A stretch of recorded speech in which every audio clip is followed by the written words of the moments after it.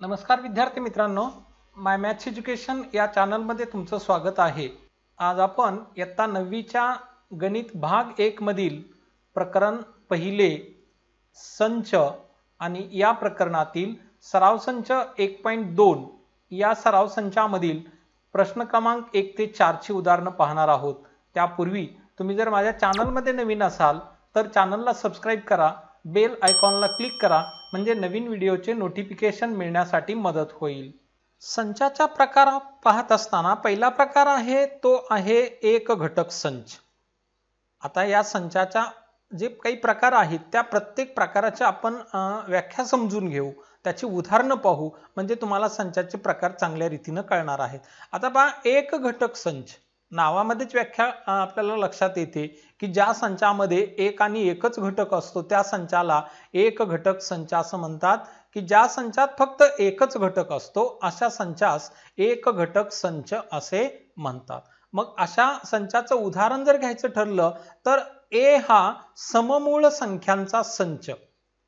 पहा, ए हा सममूळ संख्यांचा संच आणि मग हा संच जर आपण यादी पद्धतीने लिहिला तर ए बरोबर मैरपी कंसात 2 हा एकच अंक असणार आहे. कारण ज्या काही मूळ संख्या आहेत त्यापैकी सम असणारी संख्या एक आणि एकच असते आणि ती असते 2 आणि म्हणून या सममूळ संख्याच्या संचामध्ये हा एकच घटक येणार आहे. पुढचा संचाचा प्रकार आहे रिक्त संच. रिक्त संच म्हणजे नावाप्रमाणेच व्याख्या असणार आहे. रिक्त म्हणजे रिकामा, नल सेट्स याला म्हणणार आहोत किंवा एम्प्टी सेट्स असं म्हणणार आहोत. एम्प्टी म्हणजे रिकामा, की ज्या संचामध्ये दिलेल्या गुणधर्माचा एकही घटक असत नाही अशा संचाला रिक्त संच असे म्हणतात. म्हणजे रिक्त संचाची व्याख्या ज्या संचात दिलेल्या गुणधर्माचा एकही घटक नसतो त्यास रिक्त संच असं म्हणतात. आणि याचं उदाहरण आपण पाहणार आहोत. पण हा रिक्त संच जो आहे तो फाय या चिन्हानं दर्शवले जातो. पहा, इथं फाय हे चिन्ह आहे आणि या चिन्हानं रिक्त संच दर्शवला जातो किंवा एक महिरपी कंस काढला जातो, त्यामध्ये एकही घटक असत नाही म्हणजे रिकामा असणारा हा महिरपी कंस आपण बंद केला तर याला सुद्धा रिक्त संच असं म्हणता येतं. मग याचं उदाहरण बी हा संच आहे, तो गुणधर्म पद्धतीने लिहिला आहे आणि तो कसा आहे तर या संचामध्ये x ही संख्या अशी आहे की x ही 2 व 3 मधील नैसर्गिक संख्या. आता नैसर्गिक संख्याचा जर विचार केला आपण तर सर्वात लहान नैसर्गिक संख्या ही 1 आहे, त्यानंतर 2 आहे, 3 आहे. म्हणजे नैसर्गिक संख्यामध्ये 1 चा फरक आहे हे आपल्याला माहित आहे. पण इथे सांगितलंय की 2 व 3 च्या मधील असणारी नैसर्गिक संख्या, तर 2 आणि 3 च्या मध्ये नैसर्गिक संख्या असत नाही किंवा नसते आणि म्हणून हा जो संच असेल की या गुणधर्माच्या संचामध्ये एकही घटक येणार नाही आणि म्हणून बी बरोबर मैरपी कंस काढलाय तो रिकामा आहे, याचा अर्थ तो रिक्त संच आहे, एम्प्टी सेट्स आहे आणि त्याला चिन्हानं सुद्धा दर्शवले जात आहे आणि ते म्हणजे फाय. पुढचा संचाचा प्रकार आपण पाहणार आहोत की तो आहे शांत संच. शांत संच फायनाइट सेट.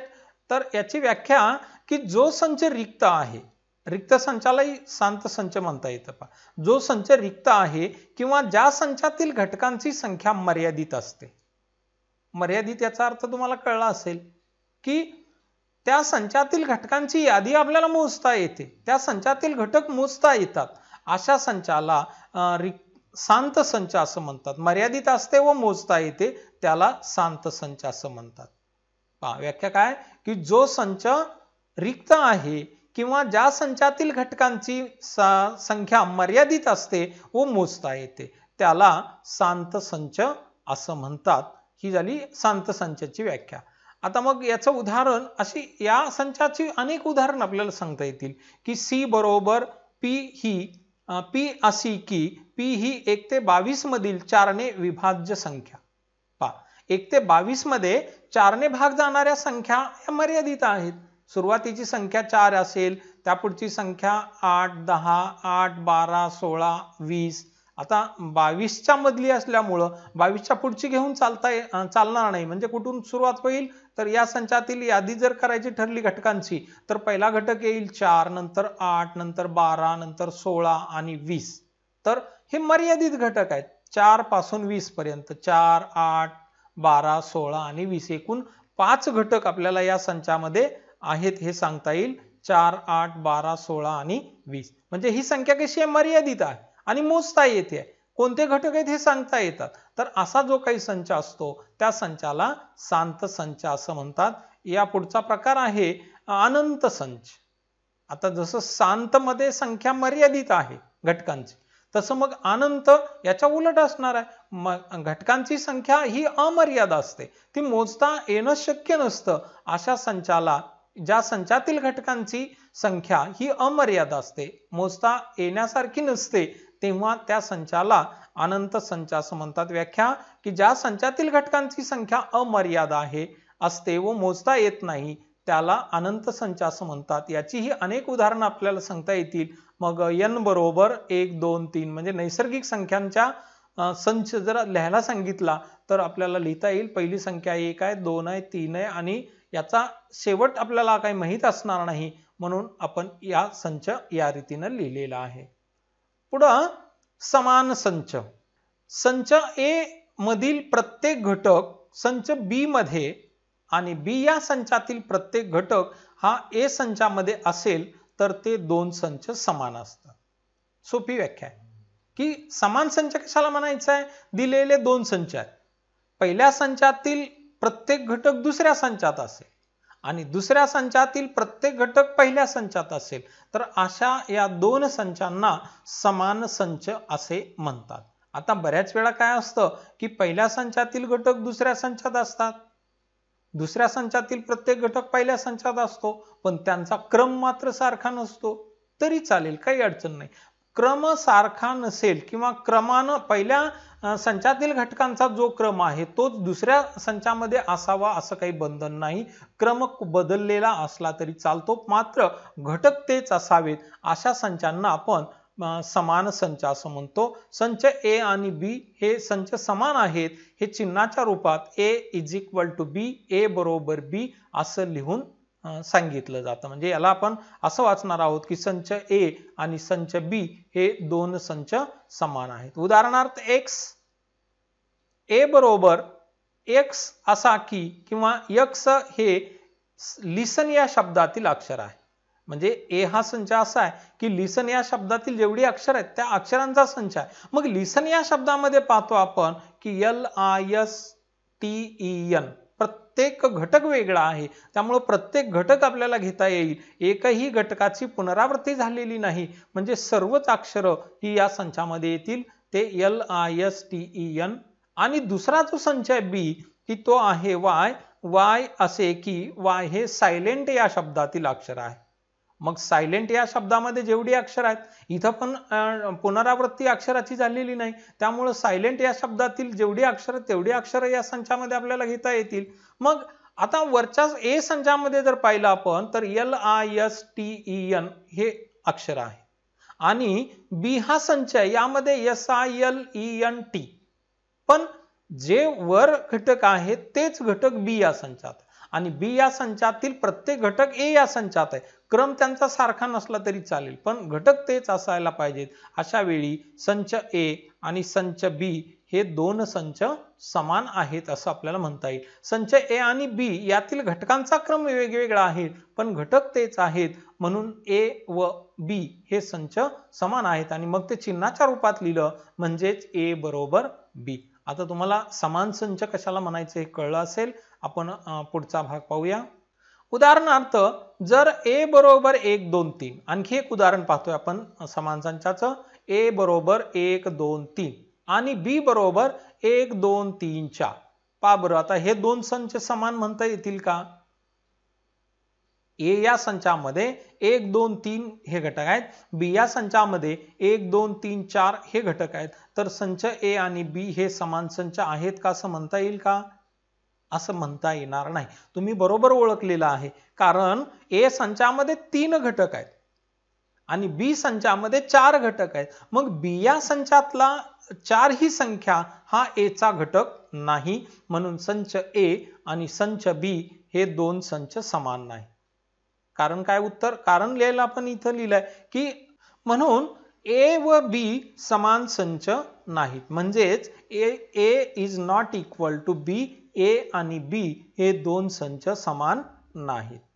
आता आपण सराव संच 1.2 ची उदाहरणं पाहणार आहोत, पण त्यापूर्वी आपण आतापर्यंत अभ्यासलेल्या घटकांची माहिती घेऊ. पहिल्यांदा आपण संचाचे प्रकार पाहिले. त्यामध्ये एकूण 4 प्रकार आहेत. एक घटक संच, दुसरा रिक्त संच, तिसरा शांत संच आणि चौथा अनंत संच. एक घटक संचाची व्याख्या पाहिली आपण की ज्या संचात एकच घटक असतो त्या संचाला एक घटक संच असं म्हणतात. दुसरा प्रकार पाहिला रिक्त संच, ज्या संचामध्ये दिलेल्या गुणधर्माचा एकही घटक नसतो त्या संचाला रिक्त संच असं म्हणतात. तिसरा प्रकार पाहिला आपण शांत संच, की ज्या संचामध्ये एक दिलेल्या घटकांची मर्यादा, घटक हे मर्यादित असतात किंवा ते मोजता येतात, किंवा जो संच रिक्त संच असतो अशा प्रकारच्या संचाला आपण शांत संच म्हणतो. आणि चौथा प्रकार पाहिला अनंत संच, ज्या संचातील घटकांची संख्या अमर्याद असते, ती मोजता येत नाही, अशा संचाला आपण अनंत संच असं म्हटलं. त्यानंतरचा भाग पाहिला आपण समान संच, की जेव्हा दिलेले 2 संच असतील आणि पहिल्या संचातील प्रत्येक घटक दुसऱ्या संचात असेल व दुसऱ्या संचातील प्रत्येक घटक पहिल्या संचात असेल तर दिलेले ते दोन्ही संच समान असतात. सराव संच 1.2 ची आता आपण उदाहरणं पाहू. नंबर 1, खालीलपैकी कोणते संच समान आहेत व कोणते नाहीत ते सकारण लिहा. 3 संच दिले आहेत.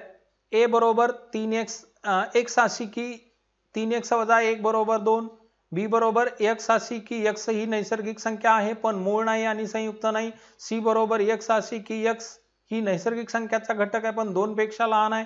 अशा रीतीनं हे 3 संच समान आहेत की नाहीत हे आपल्याला शोधायचं आहे. हे कधी शोधता येईल? ज्यावेळी हे सर्व संच आपल्याला यादी पद्धतीने लिहायचे आहेत. मग आता 3 पहिला संच पहा, 3x - 1 बरोबर 2 आहे.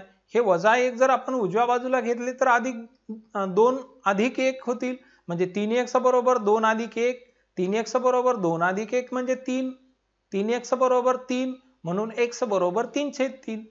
मग 3 ने 3 ला भाग दिला तर 1 चा भाग जाईल. म्हणजे या समीकरणाला सोडवल्यानंतर x ची किंमत मिळते आणि ती x ची किंमत मिळणार आहे 1. a बरोबर 1. आता यापुढं दुसरा संच आपण यादी पद्धतीने लिहिला. x ही संख्या नैसर्गिक आहे, म्हणजे नैसर्गिक संख्यांचा संच आहे, पण कशा? मूळ नाही आणि संयुक्त नाही. मग अशी कोणती संख्या आहे की जी मूळ नाही आणि संयुक्त नाही? अशी एकमेव संख्या असते आणि ती असते 1. म्हणून b या संचामध्ये सुद्धा एकच घटक आहे. आता आपण संच पाहू c. x अशी की x ही नैसर्गिक संख्यांचा घटक आहे आणि ती 2 पेक्षा लहान आहे, म्हणजे नैसर्गिक संख्या आहे पण 2 पेक्षा लहान आहे. मग अशी 2 पेक्षा लहान असणारी एकमेव संख्या आहे ती म्हणजे 1. म्हणून c या संचामध्ये सुद्धा एकच घटक आहे आणि तो आहे 1. आणि मग आता 3 संचाचं निरीक्षण केलं a b c तर असं लक्षात येईल की संच a बरोबर संच b बरोबर संच c, म्हणजे तिन्ही संच हे समान आहेत. किंवा याला नुसतं असं लिहिलं a बरोबर b बरोबर c तरीही चालेल. मला वाटतं आता हे उदाहरण कसं सोडवायचं हे तुमच्या लक्षात आलेलं असेल. आपण पुढचा प्रश्न पाहूया. दुसरा, a व b समान आहेत का ते सकारण लिहा. आता 2 संच दिलेत आपल्याला a आणि b, हे समान आहेत का ते सकारण लिहायचं आहे. a बरोबर सम असलेल्या मूळ संख्या आणि b बरोबर 7x - 1 = 13, 7x - 1 बरोबर 13. मध्ये इथं x ची जी किंमत असणार आहे ते हे b चे घटक असतील आणि इथं सममूळ संख्यांचा संच. मग सम असणाऱ्या मूळ संख्या किती आहेत तुम्हाला माहित आहे? सम असणाऱ्या मूळ संख्या एकच आहे संख्या. ती कोणती आहे? तर फक्त 2. 2 ही संख्या अशी आहे की जी सम आहे आणि मूळ आहे. बाकी 2 शिवाय दुसरी कोणतीही संख्या असत नाही. म्हणून पहिली संख्या जर आपण पहिला संच जर आपण गुणधर्म यादी पद्धतीने लिहिला तर यामध्ये 2 हा घटक येईल आणि दुसरा b हा संच जर आपण यादी पद्धतीने लिहिला तर लिहायचं ठरलं तर हे समीकरण सोडून घ्यावं लागेल. 7x - 1 बरोबर 13 आणि मग हे समीकरण सोडू आपण. 7x - 1 बरोबर 13, हे -1 जर आपण उजव्या बाजूला घेतले तर ते धन होतील आणि 7x बरोबर 13 + 1 म्हणजे 7x बरोबर 13 + 1 येईल. आणि परत सोडून घेऊ आपण. 7x बरोबर 13 + 1 14 होतील.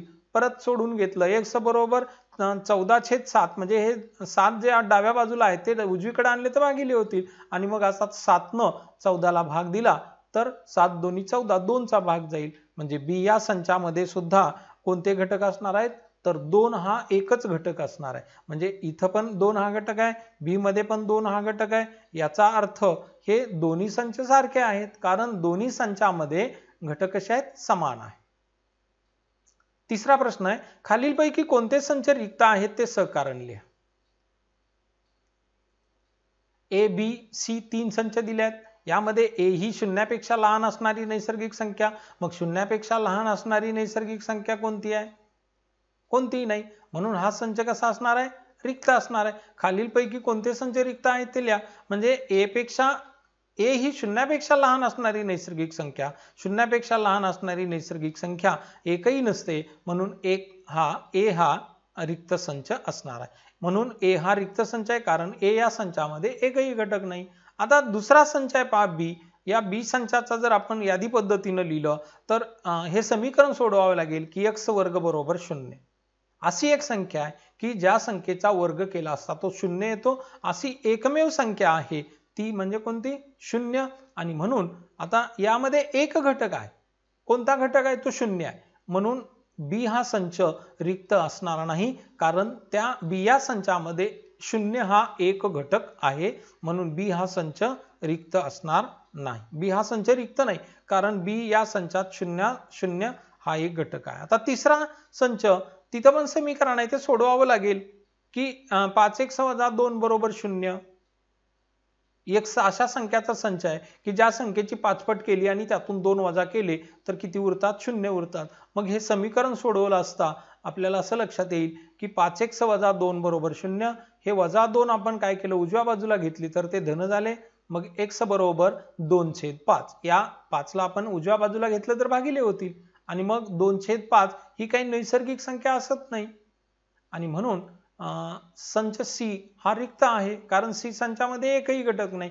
कारण x ची किंमत 2/5 आली, मग 2/5 ही नैसर्गिक संख्या नाही, म्हणून सी या संचात एकही घटक नाही, म्हणून संच सी हा रिक्त संच आहे. प्रश्न 4, खालील पैकी कोणते संच शांत व अनंत आहेत ते सकारण लिहा. पहिला संच दिलाय a बरोबर x अशी की x ही 10 पेक्षा लहान नैसर्गिक संख्या. मग 10 पेक्षा लहान नैसर्गिक संख्या माहितीत आपल्याला कोणत्या कोणत्या आहेत, तर पहिली संख्या 1 आहे, 2 3 4 5 6 7 8 9 9 पर्यंतच्या संख्या येतील. मग आपल्याला मोजता आल्या किती संख्या आहेत, 9 संख्या आहेत. कोणत्या संख्या आहेत, 1 2 3 4 5 6 7 8 9.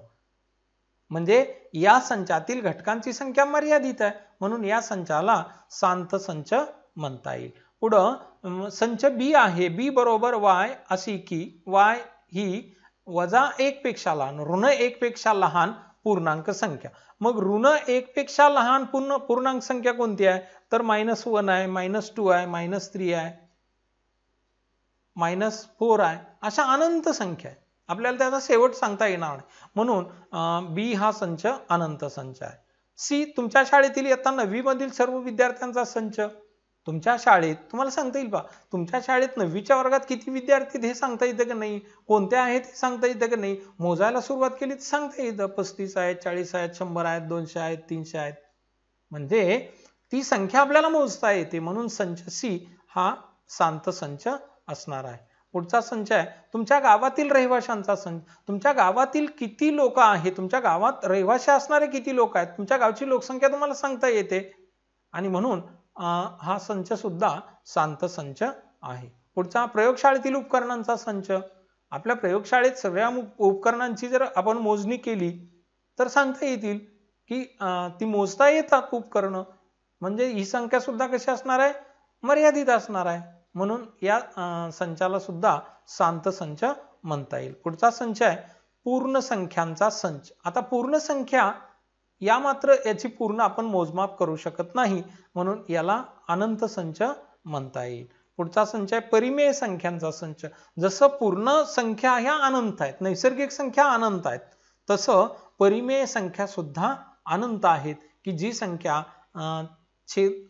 अंश आणि छेदाच्या रूपात लिहिलेली असते. अशा अनंत संख्या त्या मोजता येत नाहीत, म्हणून अशा संचाला आपण अनंत संच म्हणू, म्हणजे हा संच सुद्धा अनंत आहे. तर विद्यार्थी मित्रांनो, अशा रीतीनं आज आपण सराव संच 1.2 ची प्रश्न क्रमांक 1 ते 4 या 4 प्रश्नाची तयारी केली. मला वाटतं हे तुम्हाला निश्चितच आवडलेलं असेल. हा व्हिडिओ तुम्हाला आवडला असेल तर निश्चित लाईक करा, तुमच्या मित्रांना तो शेअर करा, आणि तुम्ही जर माझ्या चॅनलमध्ये नवीन असाल तर चॅनलला सबस्क्राईब करा, बेल आयकॉनला क्लिक करा, म्हणजे नवीन व्हिडिओचे नोटिफिकेशन मिळण्यासाठी मदत होईल. भेटूया पुढील व्हिडिओमध्ये. तोपर्यंत नमस्कार.